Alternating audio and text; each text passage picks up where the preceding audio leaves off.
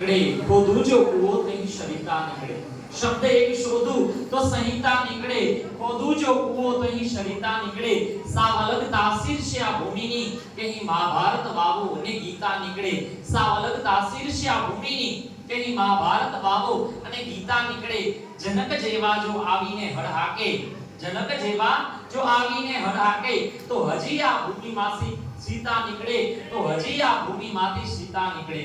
છે કાલિદાસ અને ભોજના ખંડેરો, છે કાલિદાસ અને ભોજના ખંડેરો।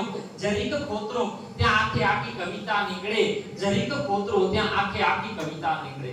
कंप्लीट मैन पूरी प्रकृति में केवल एक हुआ जिसने बचपन जिया तो ऐसा कि आज भी भारत की हर मां लाड से अपने बेटे को कान्हा कहकर पुकारती है। जिसने जवानी जी तो ऐसी कि आज भी भारत की युवा पीढ़ी राधे राधे बुलाती है। और जिसने युद्ध रचाया तो ऐसा कि 5 निर्वासित बच्चों को विश्व की सबसे बड़ी अक्षौहिणी सेना के सामने विजय दिलवाई। और जिसने ज्ञान दिया तो गीता जैसा कि जिस पर 1000 नोबेल पुरस्कार भी कुर्बान है। कृष्ण कौन है? कृष्ण तो जिसके पास द्वारिका का वैभव होने के बावजूद सुदामा जैसा मित्र है तो वो कृष्ण है। पहली गाली पर सर काटने की शक्ति होते हुए भी शिशुपाल की 99 गाली सुनने का सामर्थ्य है तो वो कृष्ण है। मृत्यु के फन पर मौजूद होने पर भी यदि नृत्य है तो वो कृष्ण है। सुदर्शन जैसा शस्त्र होने के बावजूद जिसके पास हमेशा मुरली है तो वो कृष्ण है। कृष्ण एक एवा पवनનું નામ છે જેનું કોઈ સરનામું નથી। એનાથી વધુ આગળ વધીને કહું તમને સમજાઈ જાય, સાવ ગળે ઉતરી જાય એવી કૃષ્ણની વ્યાખ્યા। તો કૃષ્ણ એટલે શું? રસ જગત, રાસ જગત અને રીહ જગતનો ત્રિવેણી સંગમ એટલે કૃષ્ણ। જો તમારી પાસે મીરાનું પાગલપન છે, રાધાની અધીરાઈ છે, સુદામાની પાકળતા છે, ઓધવની અખિલાઈ છે અને અર્જુનની પરિપક્વતા છે તો પછી કૃષ્ણ પડે પડ તમારામાં છે, તો પછી કૃષ્ણ પડે પડ તમારામાં છે। જરાક વિચારીને તો જુઓ કે ભગવાન થઈને જેલમાં જન્મવાનું, જન્મ્યા બાદ પોતાના સગા માતા પિતાને છોડી અને ગોકુળમાં આવીને રહેવાનું।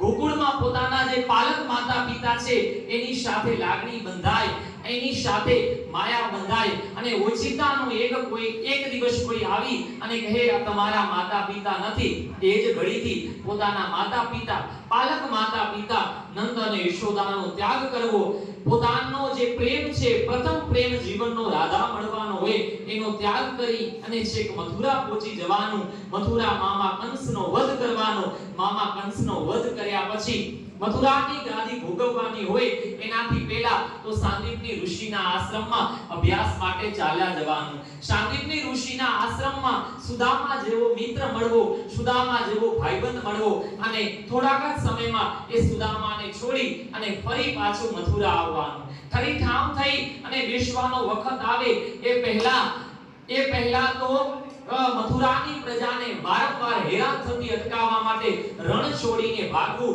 અને રણછોડ થવું અને છેક મથુરાને છોડી અને દ્વારિકા આવવું। દ્વારિકા આવી અને સોનાની નગરી વસાવી, સોનાની નગરીમાં શાસન કરવાનો સમય આવે એનાથી પહેલા તો હસ્તિનાપુરની અંદર કુરુક્ષેત્રમાં જે યુદ્ધ શરૂ થવાનું હોય છે એ યુદ્ધમાં ત્યાં પહોંચી જવાનું। યુદ્ધમાં પહોંચવાનું, પોતાના બનાવેલા માનવીઓને અંદરો અંદર લડતા જોઈ અને ધર્મની સ્થાપના કરવી। ધર્મની સ્થાપના કર્યા પછી પણ આખે આખા મહાભારતના યુદ્ધનું આડ જ્યારે ગાંધારી કૃષ્ણને ઉપર રોપે છે ત્યારે કૃષ્ણ હસતા હસતા સ્વીકારી લે છે। ગાંધારીનો જે શ્રાપ છે એ ગાંધારીનો શ્રાપ હસતા હસતા સ્વીકારી લે છે કે હે કૃષ્ણ, મેં મારી નજર સામે મારા કુળનો નાશ થતા જોયો, એમ તું પણ તારા કુળનો નાશ થતા જોઈશ। છતાં કૃષ્ણએ કાંઈ ફરિયાદ કર્યા વગર એ શ્રાપને સ્વીકારી લીધો। પાછા દ્વારિકા આવે છે, પોતાના જે વારસદારો છે એને અંદરો અંદર લડતા જોવે છે, અંદરો અંદર મારકૂટ કરતા જોવે છે, છતાં કૃષ્ણ બધું જોઈ લે છે, પોતાના જ વંશનો નાશ થતા જોવે છે। દ્વારિકા સોનાની છે એને દરિયામાં ડૂબતા જોવે છે અને આખરે એક વૃક્ષની નીચે બેસે છે। એક સામાન્ય માણસને રાક્ષસની જેમ પારધીના તીરથી મૃત્યુને પામે છે. કૃષ્ણ બનવું કઈ સહેલું નથી. રામ જ્યાં જ્યાં ગયા છે ત્યાં ત્યાં એમની પહેલાથી વાટ જોવાતી હતી, ત્યાં એમની પ્રતીક્ષા હતી. પણ કૃષ્ણ જે જે જગ્યાએથી ગયા છે ત્યાં એમની પાછળ પ્રતીક્ષા જોવાય છે, રાહ જોવાય છે, પરંતુ ફરી એ કૃષ્ણ ક્યારેય પાછા આવ્યા નથી. છતાં આ કૃષ્ણ જે છે એ અર્જુનના સારથી બન્યા. એવું તો શું હતું અર્જુનમાં કે અર્જુનના સારથી બનવા તૈયાર થયા? એનો બહુ સરસ મજાનો એક મહાભારતનો નાનકડો પ્રસંગ છે કે મહાભારતના યુદ્ધની તૈયારીઓ થઈ રહી હતી. પાંડવ અને કૌરવ બંને પક્ષોથી જોરશોરથી તૈયારી થઈ રહી હતી. દુનિયાના વિવિધ રાજાઓ છે એને પાંડવો અને કૌરવ પોતાના પક્ષમાં જોડી રહ્યા છે. એવા સમયે શ્રી કૃષ્ણ હજી પાંડવોના પક્ષમાં નથી જોડાયા અને કૌરવોના પક્ષમાં પણ નથી જોડાયા, કેમ કે બંનેના સંબંધીઓ થતા હતા. એટલે પાંડવો અને કૌરવોએ નક્કી કર્યું કે શ્રી કૃષ્ણને અમારા પક્ષમાં લેવા જોઈએ. આના માટે હસ્તિનાપુરથી દુર્યોધન નીકળે છે કૌરવ પક્ષ તરફથી અને પાંડવો પક્ષ તરફથી અર્જુન નીકળે છે. યોગાનું યોગ એવો બને છે કે બંને એક જ દિવસે દ્વારિકા પહોંચે છે. વહેલી સવારનો સમય છે. સૌથી પહેલા દુર્યોધન પહોંચે છે. એ વખતે શ્રી કૃષ્ણ પોતાના ખંડમાં આરામ કરતા હોય છે, એ નિંદ્રામાં હોય છે. દુર્યોધન એમના ખંડમાં પહેલા પહોંચે છે અને એમના ખંડમાં પહોંચી અને એમ થાય છે શ્રી કૃષ્ણ અત્યારે નિંદ્રામાં છે, એમને મારે ખલે નથી પહોંચાડવી, પણ એમના પગ પાસે બેસવું એને કદાચ પસંદ નથી, કેમ કે દુર્યોધન તો અભિમાનનો ભરેલો છે. એટલા માટે એ શ્રી કૃષ્ણના મસ્તક પાસે આવીને બેસે છે. શ્રી કૃષ્ણ હજુ નિંદ્રામાં છે અને એવા વખતે અર્જુન પણ ત્યાં આવી પહોંચે છે. અર્જુન તો દાસ ભાવથી આવ્યો હતો અને શ્રી કૃષ્ણના ચરણ પાસે બેસી જાય છે કે પોતાના એને સ્વામી માને છે. થોડાક સમય પછી શ્રી કૃષ્ણની નિંદ્રા ખુલે છે અને નિંદ્રા ખુલ્યા પછી એમનું સૌથી પહેલું ધ્યાન છે એ અર્જુન ઉપર પડે છે અને એને નવાઈ લાગે છે અને ત્યાં તો જોવે છે તો પાછળ એમના મસ્તક પાસે દુર્યોધન પણ બેઠેલો હોય છે કે છે આ બંને એકબીજાના દુશ્મનો, બંને મહાભારતનું યુદ્ધ કરવાના છે અને એવા સમયે દ્વારિકા શું કરવા માટે આવ્યા? એટલે બંને જણાને શ્રી કૃષ્ણ આવવાનું કારણ પૂછે છે કે તમે અહીંયા શું કરવા આવ્યા? તમારે તો અત્યારે યુદ્ધની તૈયારી કરવી જોઈએ. ત્યારે બંને જણા જવાબ આપે છે કે અમે યુદ્ધની તૈયારી માટે આવ્યા છે. દુનિયાના મોટા ભાગના રાજાઓ છે કોઈ પાંડવ પક્ષમાં જોડાઈ ગયા છે, કોઈ કૌરવ પક્ષમાં જોડાઈ ગયા છે. એકમાત્ર શ્રી કૃષ્ણ તમે છો કે જે હજી સુધી પાંડવ પક્ષમાં નથી અને કૌરવ પક્ષમાં નથી. ત્યારે શ્રી કૃષ્ણ કહે છે જરૂર હું તમને મદદ કરીશ. આમ તો તમે બંને મારા સંબંધીઓ છો એટલે હું તમને બંને જણાને મદદ કરીશ, પણ મારી મદદ માંગવાનો પહેલો અધિકાર છે અર્જુનને છે. કેમ કે અર્જુન એટલા માટે છે કે આજે બંને જણા તમે માંગવા માટે આવ્યા છો. ત્યારે સૌથી પહેલા નિંદ્રા ઉગડતા મારી નજર છે અર્જુન ઉપર પડી, એટલે અર્જુનને પહેલો અધિકાર છે. મારે તમને બંનેને મદદ કરવી છે એટલે હું બે વિકલ્પ આપું છું. બેમાંથી તમારે કોઈ એક વિકલ્પની પસંદગી કરવી પડશે. પહેલો વિકલ્પ છે મારી અક્ષોહિણી નારાયણી સેના, કે જે નારાયણી સેનાની જગતમાં કોઈ સૈન્ય સરખામણી એનો સામનો ન કરી શકે એવી નારાયણી સેના છે. અને બીજી બાજુ છું હું, પણ શરત એટલી છે કે હું યુદ્ધમાં શસ્ત્ર ઉપાડીશ નહીં.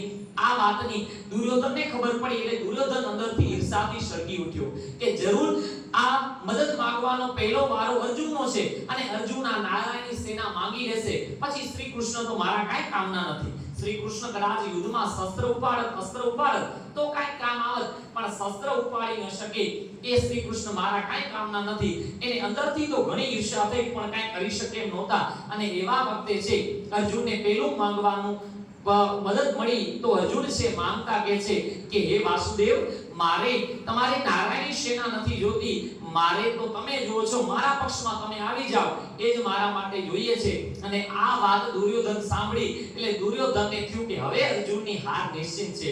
આ તો મને જે ભાવતું હતું અને એ જોયું, એટલા માટે દુર્યોધનની પાસે જે બીજો વિકલ્પ હતો, દુર્યોધનની પાસે હવે એક જ વિકલ્પ હતો, એ હતો શ્રી કૃષ્ણની નારાયણી સેના. અને નારાયણી સેના તો એને જોઈતી હતી. એ નારાયણી સેનાને લઈ અને દુર્યોધન ત્યાંથી વિદાય થાય છે. એ વખતે શ્રી કૃષ્ણ અર્જુનને કહે છે કે અર્જુન તે જરૂર કંઈક ભૂલ કરી છે. તે ભૂલ કરી છે. મને કે તારી પાસે પ્રથમ પસંદગી હતી, તું ધારત તો મારી નારાયણી સેના માંગી અને તારા પક્ષને વધુ મજબૂત કરી શકત, પણ તે જરૂર કોઈ ભૂલ કરી છે. હવે મને એવું લાગે છે કે તારી હાર છે. ત્યારે શ્રી કૃષ્ણ કહે છે કે હાર તેરી હે નિશ્ચિત, હરદમ રહેગા તું ઉદાસ. हार तेरी है निश्चित, हरदम रहेगा तू उदास. माखन तो ले गया दुर्योधन, तेरे पास रही केवल छाछ. माखन तो ले गया दुर्योधन, तेरे पास रही केवल छाछ.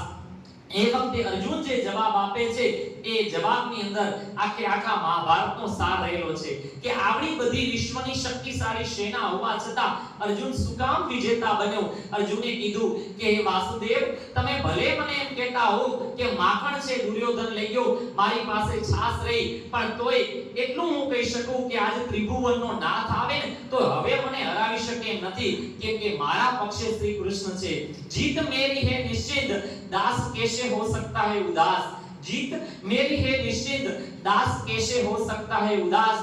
माखन का मैं क्या करूं, माखन का मैं क्या करूं, जब खुद माखन चोर है मेरे पास, जब खुद माखन चोर है मेरे पास. આટલી નિષ્ઠા અર્જુનની હતી, એટલા માટે જ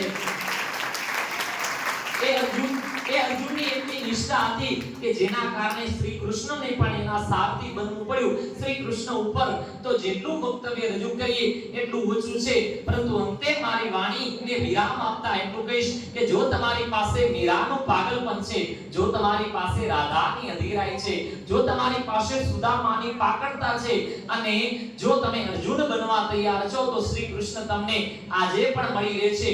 યુગો યુગો સુધી આ એવું પાત્ર છે જે ભારત વર્ષને પ્રેરણા આપતું રહ્યું છે. ભારત વર્ષની પેઢી, યુવા પેઢીને તો ખાસ પ્રેરણા આપનારું એ પાત્ર છે. भारत मां को समर्पित मन के प्रखर समर्पण जैसे है, भारत मां को समर्पित प्रखर मन समर्पण जैसे है, शेखर और अश्वाक भगत के जीवन दर्शन जैसे है, शेखर और अश्वाक भगत के जीवन दर्शन जैसे है. जब भी निकले रण में दुश्मन का शीश काट कर ही लौटे, जब भी निकले रण में दुश्मन का शीश काट कर ही लौटे, हम कान्हा के हाथ से छूटे चक्र सुदर्शन जैसे है, हम कान्हा के हाथ से छूटे चक्र सुदर्शन जैसे. अस्तु जय जय भारत.